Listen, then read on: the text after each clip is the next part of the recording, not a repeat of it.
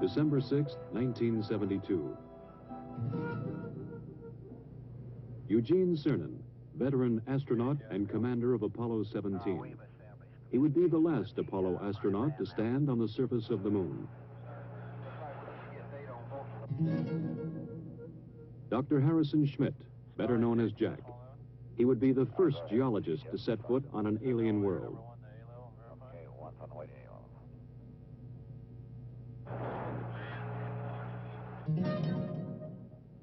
Ronald Evans, command module pilot. He would remain in lunar orbit, operating a battery of experiments that would take this last close look at the moon. In the year 1675, Sir Isaac Newton was asked by his fellow scientist, Robert Hooke, how he had accomplished so much. "If I have seen further," Newton wrote, "it is by standing on the shoulders of giants."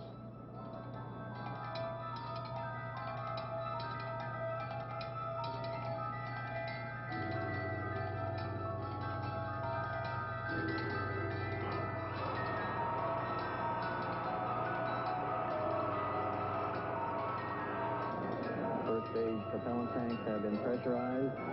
The engines will build up to a thrust of 7.6 million pounds. T-minus 30 seconds. We have a cutoff. We have a cutoff at T-minus 30 seconds. This cutoff was automatic, done by the sequencer. One command, pressurized S4V stage, was not given. And despite the fact that it was going to be done manually, the sequencer, in effect, said, I didn't tell you to do it, and therefore you can't be doing it. So at 30 seconds, it very properly stopped the operation. Most of the work was being done right off the firing room in the Launch Control Center at Kennedy. However, there was a great deal of support from the Marshall Space Flight Center, who had a comparable operational group working there with their contractors. So we concluded that we were safe, and we gave the word to jump route to one signal and proceed, which we did.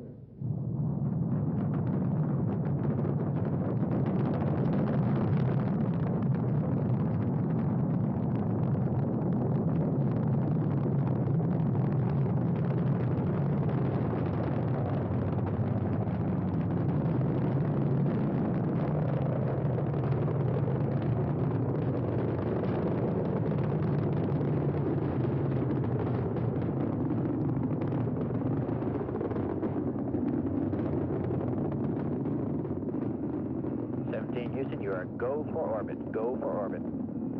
Those are kind words, Robert. We're go for orbit here.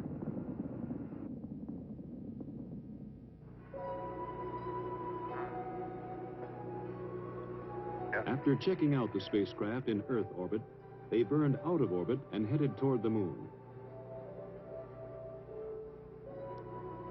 Houston, we're right in the middle of a snowstorm. We're not there yet. Long way. Ron Evans, at the controls of the Command Module America, moved in to dock with the lunar module Challenger. They pulled Challenger free of the booster's third stage, then continued the 3-day coast to the moon. GNS, ATM, ECHO. Even as Cernan, Evans, and Schmitt headed toward the moon, directly below the Apollo 17 control room, Flight Director Don Putty ran his crew through a launch simulation for the first Skylab. As you're probably well aware, we are still working on other programs, Skylab being the prime effort starting in the spring of next year. We're also working on the cooperative mission with the Russians, which will take place in 1975. And of course, we've got quite a few of the flight control team as well as other center elements involved in the work on the shuttle. So it's the start of a new era, I hope. Skylab, of course, will fly in the spring of next year with 3 men going up and spending 28 days, and then 2 months later after they land, we'll put 3 men up for 56 days. They'll come down, and 30 days later, another 3 will go for 56 days. So the year of 73, calendar year, will certainly be a busy one from the standpoint of manned spaceflight.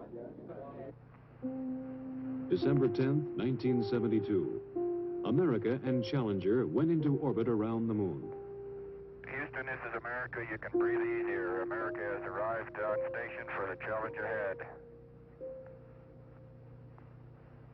The next day, December 11th, Cernan and Schmidt entered the lunar module and undocked.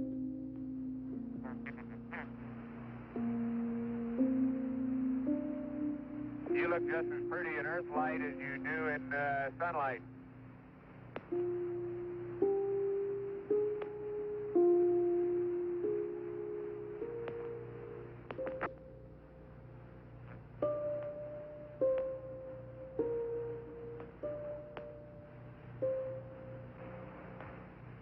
Roger, America.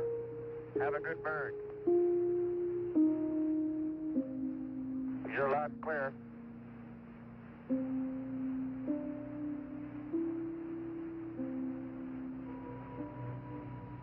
With the command module in the distance, they passed over their landing place, a valley in an area of the moon called Taurus Littrow. Here they hoped to find the youngest material yet sampled and direct evidence of lunar volcanoes.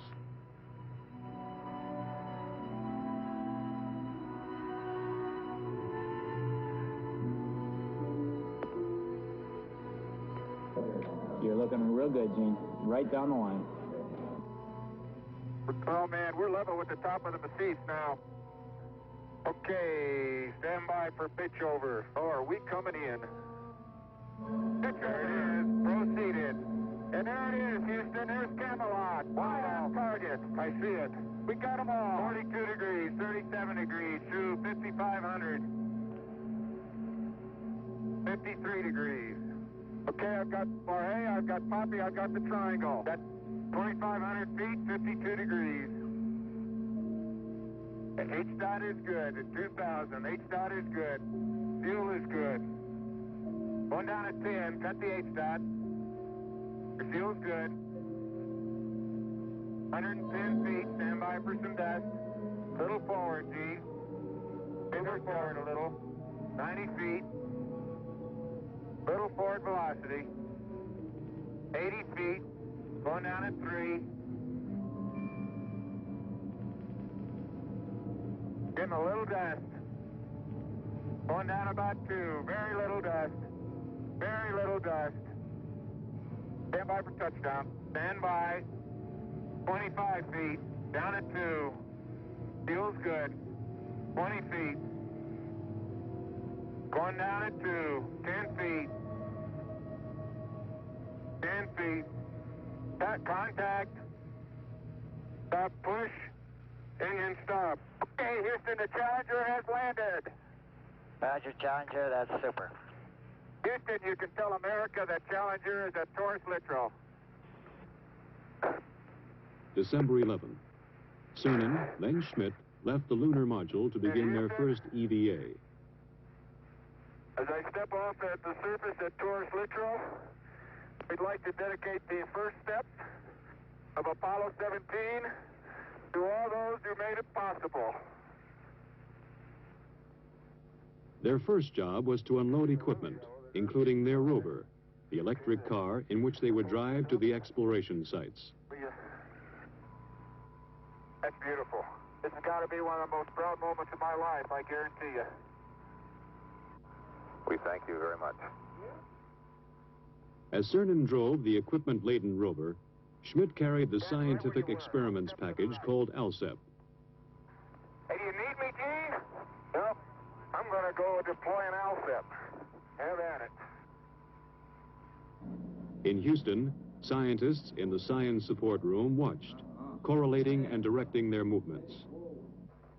Okay, Bob, I've got my tools of the trade right here. As Schmidt set up the various experiments, Cernan drilled a series of holes, both to collect core samples and to implant experimental probes. Yeah. Well, we're out in the ejecta blanket of Camelot for sure now. Yeah. Man, it didn't feel like this stuff was that hard. No, I'll get it. I knew there was something I needed to get the jack in over here, other side.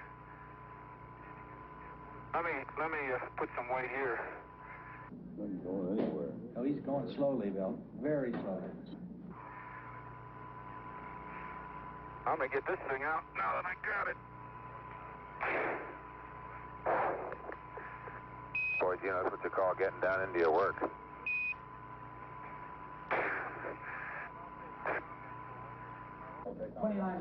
Yeah, it's 29.5 minutes from now, but remember, they left this side a little bit late. There he is. Okay. Jim, you better make it clear to Parker that we got to pull out. On the moon and on the Earth, they were fighting time now. There are just so many hours of oxygen and water in the backpacks.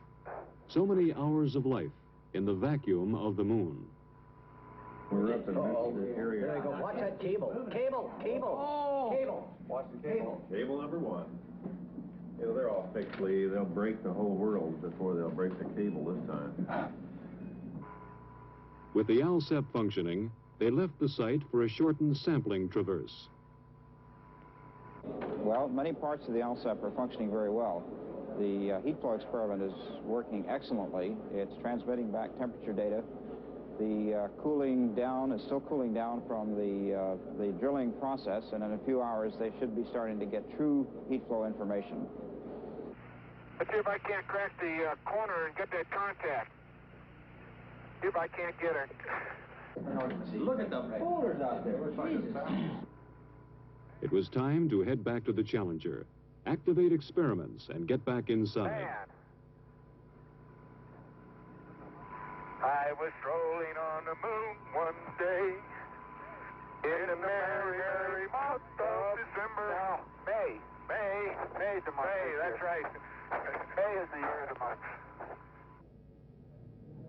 As the astronauts rested, engineers in 2 nations were working out technical problems of the Apollo-Soyuz test program, the first joint Russian and American space mission. Well, the prime purpose of the Apollo-Soyuz joint mission is to prove out a compatible docking system and demonstrate that we have compatible operational procedures that will let 2 different countries dock in space. I think more than that, it has certainly a symbolic meaning of these 2 large powers learning to work together in space, which I believe are the new seas of mankind, the new frontiers, and work out solutions to problems wherein, although we're very competitive, we can still be cooperative and assist each other. And I think that this Apollo-Soyuz program stands for just that. Oh, what a nice day. Oh, funny, there's not a cloud in the sky, except in the Earth. Think that'll stop the dust, that way? They would have one task before they got to work exploring. The previous day, they had broken a rear fender of the rover. The dust thrown up was causing trouble. Apollo 16 commander John Young had worked that night in a pressure suit on a way to fix the fender. Oh, okay. On the moon, the astronauts put it together. The fender section formed from a lunar map, molded with tape, then held in place with clamps from the Lunar Module Telescope. It was a repair that would last the remainder of the mission. Then Schmidt moved out to place one of several explosive packages which would be detonated after they left the moon, mapping the lunar subsurface, much as earthly geologists explore for oil. Cernan would pick him up in the rover for the drive to the first site on this traverse, Station 2. They're somewhere along this rim where they can see. But they're dropping, Bill, so they must be coming across that thing. We're right where we wanted to be for Station 2, and it looks like a great place. Big blocks. It looks like quite a bit of variety from here. Different colors, anyway. Pretty hard, isn't it? That boulder's going to roll. Man, that is hard. Just don't stub your toe.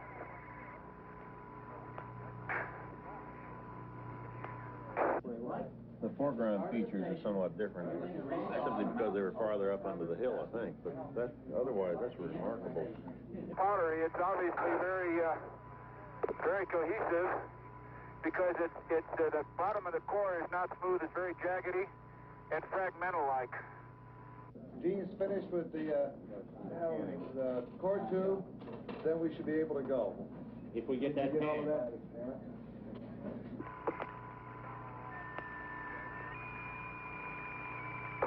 No, dadgummit. Jack Schmidt, having a few problems.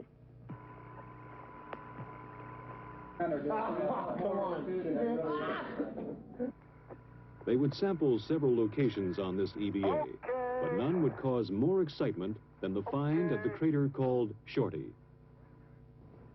Oh, hey!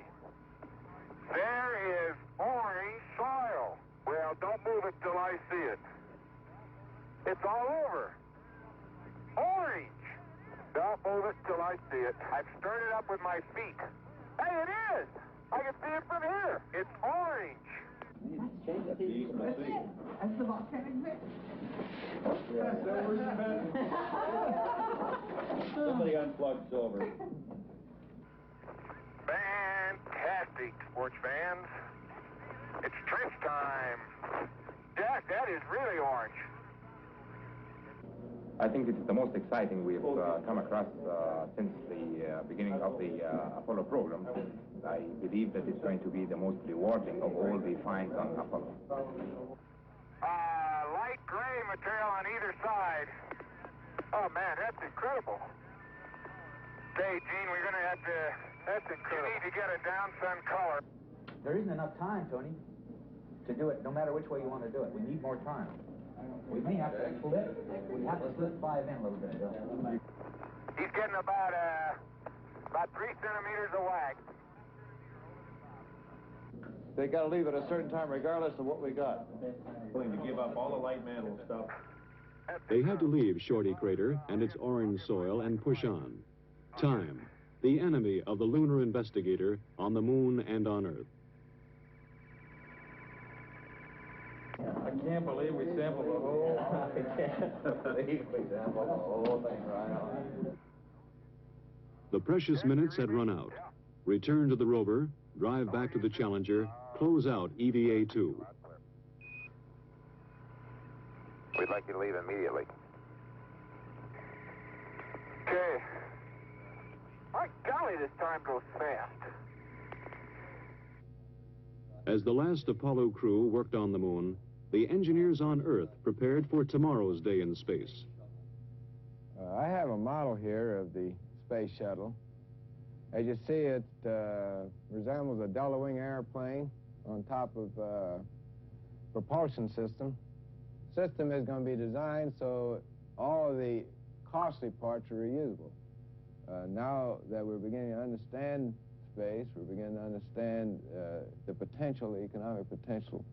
The need is to bring larger arrays of instrumentation up in space. There's a need to provide man with a real capability to work up in space.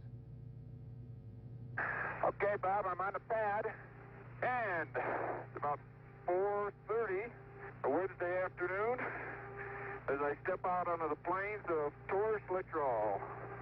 Beautiful valley. December 13th. Yesterday, they had explored the south end of the valley. Today, they would go north. Yeah, well, let's ask for an extension. Hey, Jim, this is the last time for you to really go to bat for us, Jim. We know you'll do it for us. Send an extension for that L stuff. Yeah. Holy smoly! Why are we on a slope? You okay? Man, that's rough country in there, isn't it? Well, you're looking across Henry. And let me see what it is. Apollo science will continue, and I'm sure much of the mysteries will continue to come out for many years to come. But of this I'm sure. Man has learned that space is his to explore.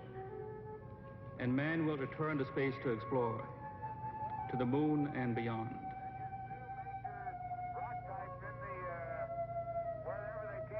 I'm firmly convinced that it's changed the whole basis of philosophy, including religion. I don't think that we've begun to see what the era of spaceflight really is. We've got a long way to go, and I hope I'm living when we leave this solar system on a venture to find another planet Earth.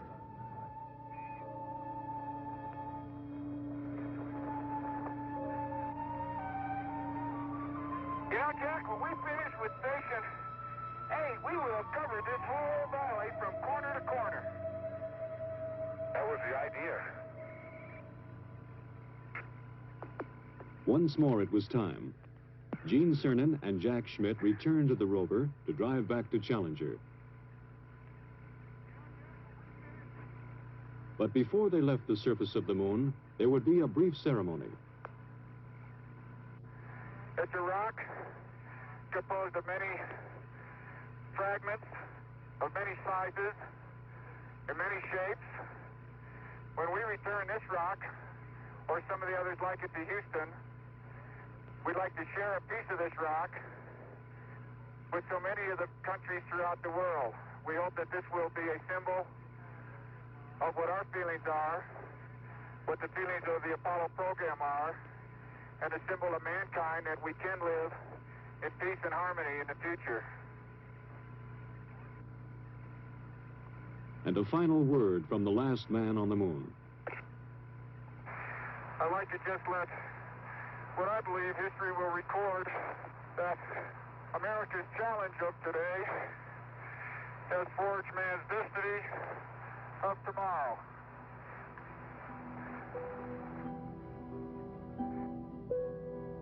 While Cernan and Schmitt closed out the last moonwalk and prepared for tomorrow's liftoff, Ron Evans worked on in orbit.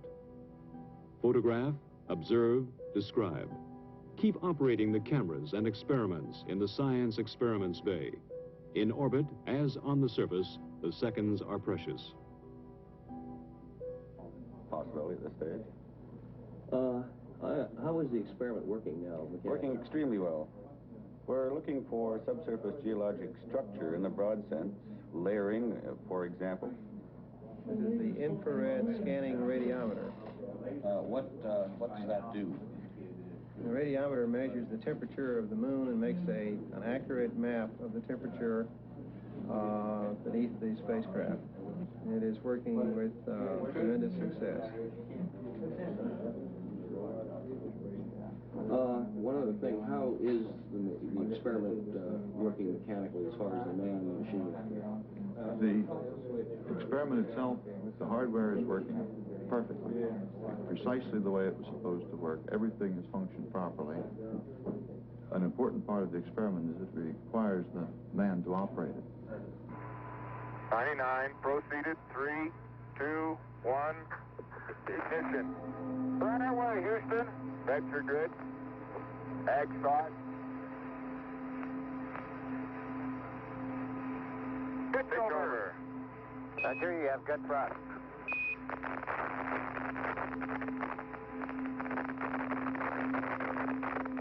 Okay, 30 seconds. 308 your number. Okay, coming through 1,500 feet, and H-dot looks good. On the descent stage of Challenger, forever on the moon, they left a plaque reading, "Here man completed his first explorations of the moon, December 1972 AD. May the spirit of peace in which we came be reflected in the lives of all mankind." One revolution later, Cernan and Schmitt caught up with Evans and prepared for docking. Good to see you. Good to have you all back up here.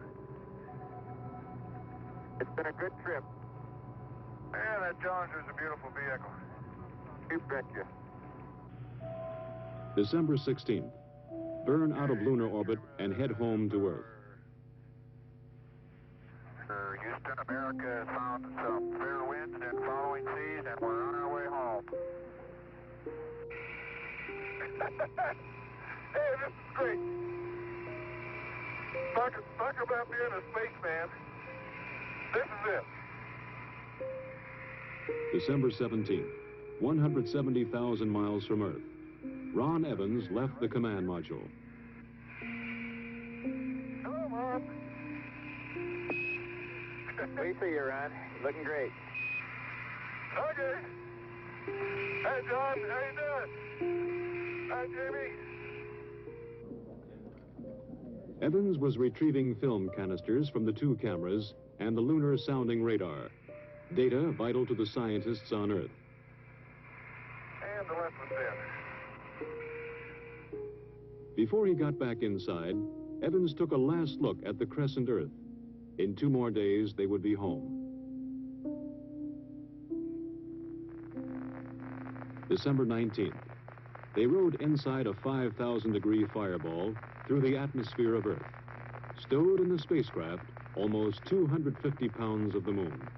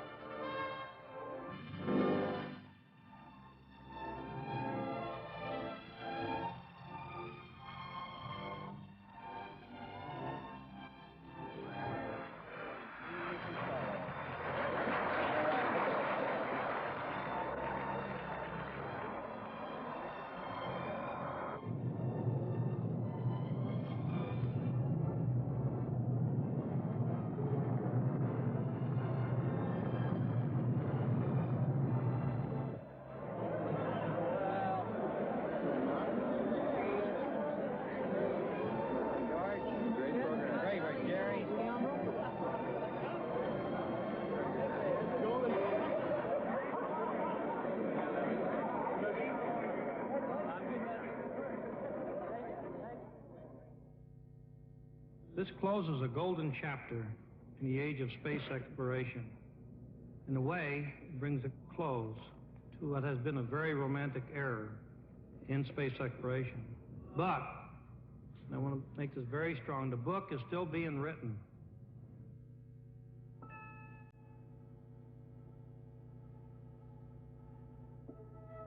The moon, a lonely world in the absence of man. But here we have left our mark, a signature attesting a legacy to future generations. We stood on the shoulders of giants and touched the moon.